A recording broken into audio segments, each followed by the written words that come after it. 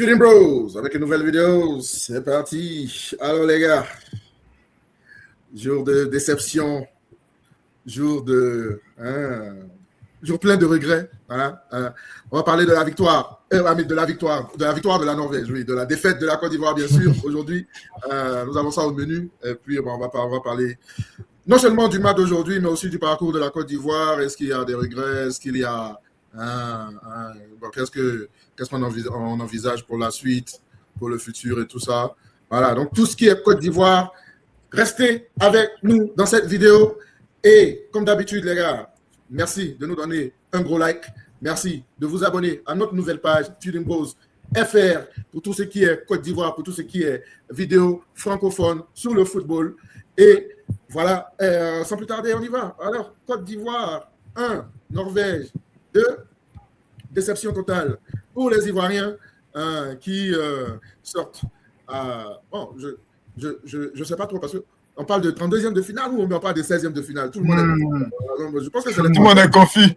Je pense que c'est la 32e. Si on se trompe, laissez-nous savoir en commentaire. Voilà, Côte d'Ivoire 1, Norvège 2.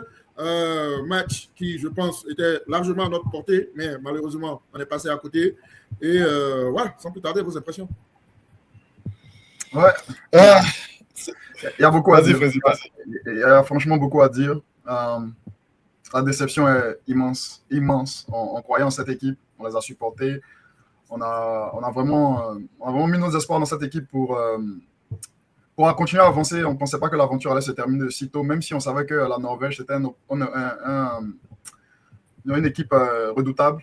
On se disait quand même qu'on allait prendre le dessus éventuellement dans le match. Et malheureusement, ce n'est pas ce qui s'est passé. Ouais, grande déception, c'est vraiment un coup dur à accepter parce qu'on se disait encore que c'est la bonne cette fois-ci. On peut aller loin. Le travail y est, l'équipe y est. Voilà quoi, mais tout au cours de cette compétition, nos lacunes petit à petit se sont dévoilées. Donc, ouais, aujourd'hui, défaite, vraiment une défaite très dure à avaler parce que dans le match, regardant la physionomie du match, on avait des chances. Si on veut dire même, on était la meilleure équipe en termes de possession, jeu et tout ça. La Norvège, eux, ils ont suivi le plan qui était vraiment de nous laisser nous fatiguer en fait, nous donner la possession, défendre solidement et attendre leur moment parce qu'ils savent qu'ils ont un tueur devant. Et voilà, nous aussi, on redoutait ça.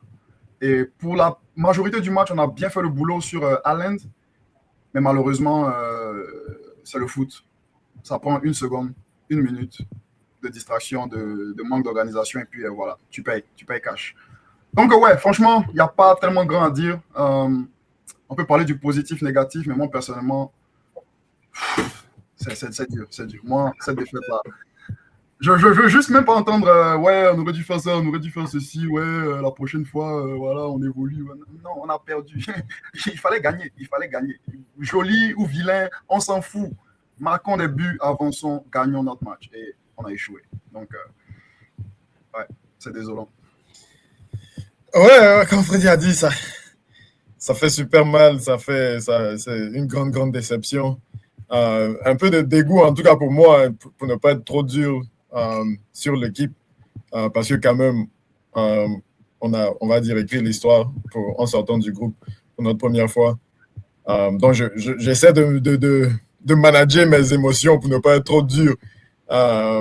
Mais ouais, un peu de dégoût parce que une manière, sortir, c'est une chose, mais je pense de cette manière où je pense tout Ivoirien pouvait voir ça venir. Si on allait perdre, ça allait être de cette manière-là où on a le jeu, on va dire, entre guillemets, on domine. C'est vrai, sans se créer un tas d'occasions, mais en se créant assez d'occasions pour faire quelque chose. Et voilà, contre peut-être le cours du jeu, on prend le premier but et puis après ça, et ils prennent confiance, ils rentrent dans leur match. Honnêtement, peut-être même ils auraient dû mettre 2 ou 3 avant même que nous, on mette notre premier but. Et après, comme on a dit, un manque de concentration comme contre l'Allemagne, comme contre l'Égypte il y a quelques mois en CAN.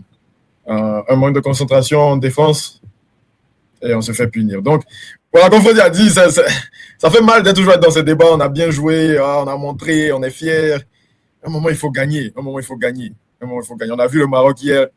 C'était pas peut-être leur meilleure performance, mais ils ont trouvé un moyen de gagner. Voilà, pourquoi nous, on ne trouve pas un moyen aussi de gagner? Pourquoi nous, on ne trouve pas un moyen d'aller au moins en tir au but? Et puis, voilà, si tu as perdu au tir au but, ouais, il y a des regrets, mais au moins, voilà, tu t'es battu jusqu'à la fin, quoi. Pourquoi pas nous, quoi? Pourquoi pas nous? C'est ça qui fait mal. C'est ça qui fait mal. Sinon, voilà, quoi. Je sais qu'il y a beaucoup de choses à dire, il y a beaucoup de détails. On aurait dû faire ci, on aurait dû faire ça. On va en discuter sûrement, mais ouais, c'est vraiment ça démoralisant. Ouais, pourquoi pas nous, cette défaite certainement nous donne un vrai goût amer dans la gorge, hein, parce que c'est un match qui, je pense, était à notre portée. Hein. Cette équipe de Norvège, à part un ou deux individus, je ne vois pas de qui on doit avoir peur. Et même en disant ça, comme Freddy l'a si bien dit, Haaland, il était pas dans le match, il a touché très peu de ballons. Mais voilà la différence entre ces gens d'équipe-là et nous, c'est que il faut être concret. Il faut être concret. Et lui, très peu de ballons, je crois, il a eu 2 occasions, il marque un but, encore une fois, très. Aussi simple que ça. C'est aussi simple que ça, quoi. Voilà. Toi, tu te procures plein d'occasions. Voilà. Au fait, avec la Côte d'Ivoire, et c'est la même chose qui s'est passé contre l'Allemagne, on a l'impression d'être dangereux, mais quand tu regardes les stats du gardien, le gars fait très peu d'arrêt, en fait. Le gardien fait très peu d'arrêt. Ouais. Tu as l'impression d'être dangereux, tu as l'impression de dominer la joie, d'avoir plein d'occasions, mais à la fin, on ne sait pas où vont les tirs. Les tirs sont souvent contrés, ou bien ce sont les tirs qui vont sortir. Voilà, c'est très peu qui est cadré, qui va causer un arrêt particulier du gardien. Voilà, donc, bon, c'est un peu ça. Hein. Et puis, bon, il y a peut-être aussi le mental de l'équipe. Voilà, parce que quand tu vois certaines interviews après match qui disent que, bon, on a atteint nos objectifs, ben, écoute, ça te donne une idée, peut-être, je spécule, mais ça te donne une idée de peut-être l'état d'esprit dans lequel ils sont entrés dans ce match-là. Voilà, ça me donne cette idée-là. Parce qu'à la fin du match, d'un match comme ça, tu dois venir dire que vraiment, vraiment on a beaucoup de regrets, pas venir nous dire qu'on a atteint nos objectifs. Ouais. Voilà. Peut-être que c'était là l'objectif premier, mais quand tu sors du groupe et on te donne une équipe contre la Norvège qui n'est pas la meilleure équipe du monde, c'est vrai qu'ils ont leur qualité. On avait parlé dans nos débriefs que ça pouvait être un dark horse, certes, mais c'est rien d'impressionnant en fait par rapport à nous. C'est rien d'impressionnant et on peut se dire qu'on est passé à côté. Et ce sont les mêmes lacunes qu'on revoit tout le temps avec cette équipe. Je vais vous poser la question, où est-ce que ça n'a pas marché aujourd'hui? Ouais, c'est le manque de réalisme. Le manque de réalisme, moi je pense que devant, on est tellement faible devant. Je pense qu'on en a parlé un peu. Pour marquer des buts, on doit faire des exploits. C'est-à-dire, il faut que quelqu'un se transcende, dribble 3-4 personnes comme Amad Diallo l'a fait aujourd'hui. Ouais, c'est pas quelque chose que tu peux demander à quelqu'un comme Amad Diallo ou même Yann Diomandé de le faire. C'est pas Messi, on ne parle pas de Messi là, n'est-ce pas? Donc, ce sont des jeunes, ce sont des gars qui ont besoin de support, ils ont besoin d'un attaquant en fait. Et je pense que c'est le meilleur résumé. On a besoin d'un attaquant qui marque des buts. Ça va soulager l'équipe. Quand à chaque fois, on doit dépendre à nos ailiers de dribbler 4-5, faire le meilleur centre possible pour que ce soit vraiment juste un tapin, comme on le dit en anglais. Un caviar, voilà. Un caviar à chaque fois pour ton attaquant. Mais non, c'est pas normal. On a vu Haaland, demi-chance, il te met. Et c'est ce qu'il fait pendant sa carrière qui est résumée en ça. Demi-chance, il te met au moins 1 sur 2. Et nous, on a besoin de 10, 15, 20 chances avant de pouvoir même sniffer, arriver même à côté des buts. Et c'est pas forcément un problème unique à la Côte d'Ivoire. Je dirais que c'est plus un problème des équipes africaines parce qu'on a vu le Maroc hier qui a complètement dominé les Pays-Bas, 80 plus de possession, mais les chances, ils ont eu tellement de chances, tellement de ratés, raté après raté, qui a failli leur coûter le match. Ils sont arrivés jusqu'au penalty, mais ils n'avaient même pas besoin d'arriver là-bas parce qu'ils ont eu au moins 5-6 chances claires. Ouais. La chance de Raimi. Ouais, il était dans les filets. Le mec, il était dans les filets, mais ça ne rentre pas. Et franchement, c'est ça qui nous tue en tant qu'équipe africaine, spécifiquement la Côte d'Ivoire. Aujourd'hui, ça nous a coûté. Parce qu'à la mi-temps, avant la mi-temps, dans notre temps fort, on n'arrive pas à marquer. Et ensuite, la tendance change parce que, voilà, mentalement, tu te dis, ah, mais on essaie, on fait un peu tout, mais qu'est-ce qu'il faut? C'est quoi la solution? Qui peut le faire? Et pendant que tu réfléchis à tout ça, eux, ils prennent en confiance et disent, ils vont nulle part, ces gars-là. Et derrière, ça coûte parce que non seulement devant, on n'a pas un finisseur, un tueur, mais derrière aussi, on a des gars qui sont bons. Hein. 85 minutes, tu peux compter sur eux. Mais 5 minutes, les 5 minutes dans lesquelles ils seront distraits, ils vont perdre l'attention, ils vont être au mauvais endroit, ça nous coûte complètement. Ouais, au haut niveau, ça te coûte. Ça pardonne pas. Bon, si toi, tu veux pardonner leurs erreurs à leur tour, c'est ça. Ils vont te montrer comment on le fait. Mais est-ce que aussi, moi, en tant que la plus jeune équipe du tournoi, est-ce qu'il y a aussi le facteur du manque d'expérience aussi dans notre échec aujourd'hui, ou bien est-ce que ça, vous ne validez pas?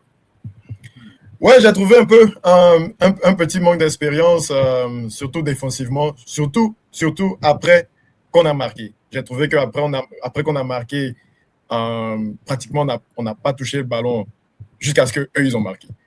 Et j'ai pas compris pourquoi, après tant de travail pour mettre un but, pourquoi tu ne les presses pas dès le début, pourquoi tu replies jusqu'à devant ta surface.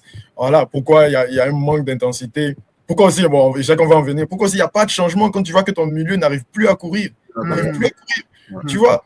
Donc, voilà, comme tu as dit, peut-être un peu de naïveté de la part des joueurs, mais aussi de l'entraîneur, peut-être aussi de l'entraîneur aussi, de ne pas utiliser ce moment. Et comme Freddy a dit aussi, avant leur but, c'était nous, on avait l'ascendant, c'était nous, on dominait, et on manque de réalisme, on manque de lucidité. Et aussi pour moi, peut-être le plus gros truc, on a un manque d'intensité. Je pense que souvent, on se dit, comme Yann, tu disais, que quand on a le ballon et on se crée des demi-occasions et tout ça, et on pense qu'on domine le match, tu vois, et bien à la fin, on voit que le gardien n'a pas fait grand-chose. Je pense qu'on est dans ces matchs où on a ce semblant de domination, où on est au-dessus, là.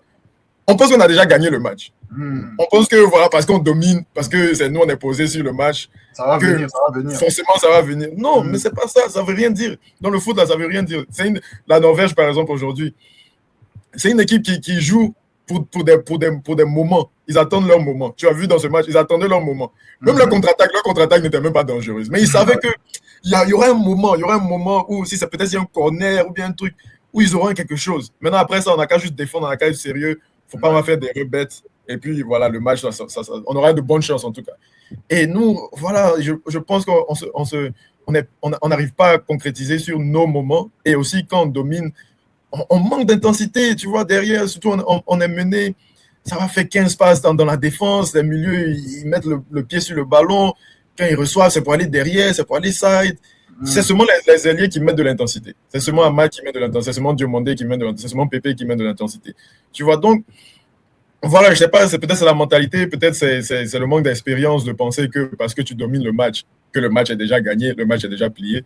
Peut-être, mais voilà, comme Freddy a dit, c'est les mêmes choses à chaque fois, c'est les mêmes choses, c'est les mêmes erreurs, c'est les mêmes à chaque fois, chaque compétition, chaque année. On change toute l'équipe, c'est la même chose. C'est la même chose. Et moi, tu as touché sur un point, moi, ce que si je peux reprocher à Farid, c'est ce manque de coup d'œil là. Voilà, c'est ce manque de coup d'œil dans le match, pour sa lecture du match. En tout cas, sur ce match-ci, comme tu l'as dit, tu vois tes milieux qui sont à la peine, mais tu enlèves, tu sors celui qui a les jambes. Oh là là, et en plus, il commençait à rentrer dans son match. Oui, il commençait. Pas qu'il a des débuts difficiles, mais il commençait à rentrer dans son match. Voilà.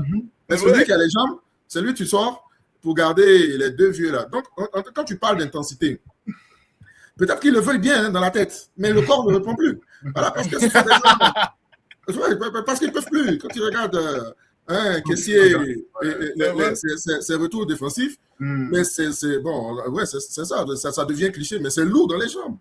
Et Sangaré, il était complètement cuit, man. Il marchait avec la fumée. Il n'a plus d'essence.